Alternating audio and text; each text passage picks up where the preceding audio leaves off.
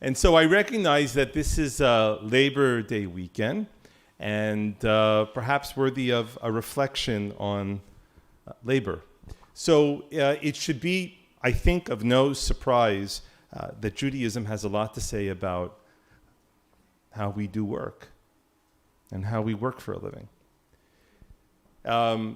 The word for slavery and the word for employment or work in Hebrew is essentially the same word. And it's also interesting to note that in Hebrew that there is a unique distinction to be found in different kinds of work, most notably in what they're called. Regular work that people do, is called avodah, and of course the word for a slave is eved in Hebrew, which is, I think, therein a warning, very, very carefully cast, that people who work can easily become enslaved. But it's also interesting to note that in Hebrew, that there is a distinctiveness found as well in different kinds of work. For example, there is an exclusive Hebrew word, less used in modern Hebrew, but profoundly utilized in rabbinic Hebrew for creative work. In other words, the kind of work that people do that expresses something beyond what they can bill or sell or market.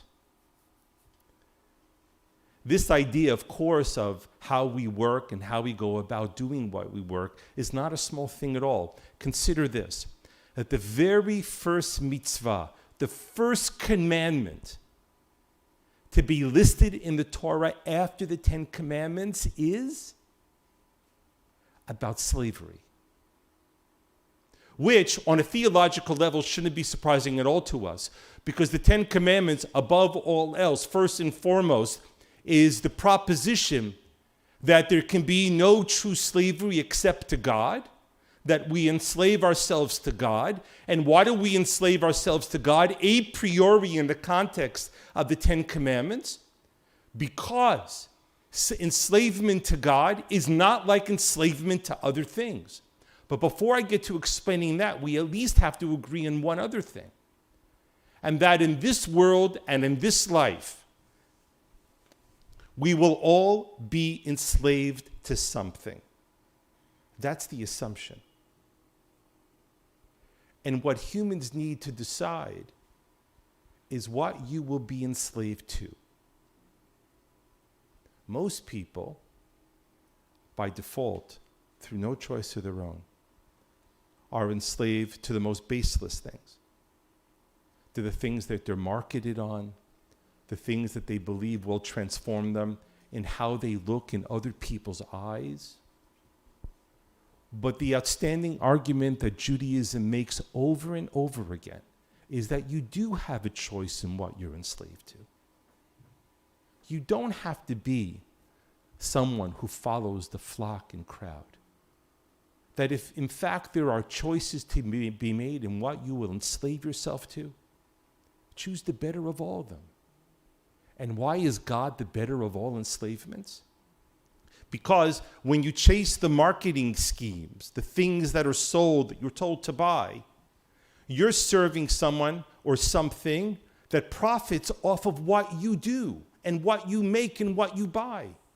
When you go and buy something made of Nike or some other brand label, and you feel that you fulfilled something better in yourself by buying a label, you're making them rich and you're making yourself poorer because you're paying a premium for their name.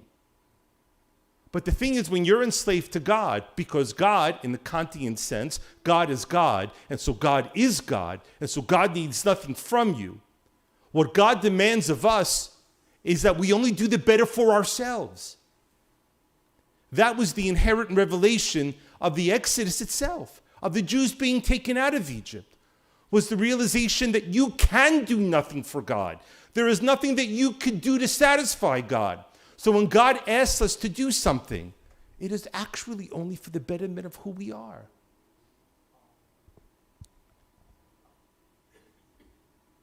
And so if you're going to be enslaved to something, the Torah then goes after the Ten Commandments, is the warning about slavery. But let's understand this. Let's think about different kinds of work. Of course, in the ancient world, people worked all the time. The only people who didn't work were poor people. And today, of course, all kinds of people work all the time.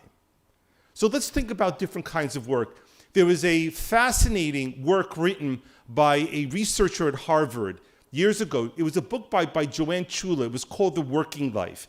And this is the case study that she opens her book with. Post-World War II in southern Austria, there's a town there that has a nationalized rubber factory. What does that mean, a nationalized rubber factory? It wasn't a private industry. It was owned by the government. And everybody in the town, more or less, worked for the rubber factory. And if you didn't work for the rubber factory, you were a spin-off industry that benefited from the rubber factory. Lots of examples of factory towns to be found, not only in Europe and America, but certainly in Canada too. Anyways, after the Second World War, and the Marshall Plan was put into place, the rubber factory was shuttered. It wasn't turning a profit. In fact, it needed a massive investment into its infrastructure. They weren't going to do it. And so effectively, an entire town was put out of work. So in steps the Austrian government, and what do? They put everyone on a pension to what they had made. In other words, their transfer or their movement from employment to retirement had no degradation, no reduction in what they were earning. What do you think happened in the town? To this beautiful, idyllic, pastoral Austrian town. It exploded in incidents of drunkenness, spousal abuse, child abuse, in children not going to school, to the point where the hospitals couldn't accommodate all the people who were showing up for treatment for falls, bruises, and wounds. And Joanne Chula at this point makes the point that work clearly is not something which we use to pay bills. Working has a deeper need inside of ourselves. The deeper need to be found inside of ourselves when it comes to work is probably better understood, as I referenced to you earlier, about this unique word to be found in Judaism for not simply work, but creative activity. It's called milacha. And in fact, on Shabbat, we are prohibited from engaging in items and activities that specifically are creative activity. Because for 6 days, we are told that is what God did. And on the seventh day, we too stop as a way of emulating, in fact, of being enslaved, so to speak, to the patterns and behaviors and cycles that God itself undertook. That in the sense of ceasing from creation, we engage in recreation, which ultimately is an act of recreation. But the greater human calling to work and meaningful work in our lives is not to be found. I'll give you an example. If someone said to you, they just became a lawyer, and they're saying, I'm going to Seattle to be a lawyer. I got a job there. You'd say, okay, very nice. Go to your job. In other words, the person is so identified with their job that they would go to wherever it is that they could do their job. When people get transferred, well, listen, I'm a this, I'm a that. That's where I have to go do my job. And therein lies the danger. You should work, and we all need to work.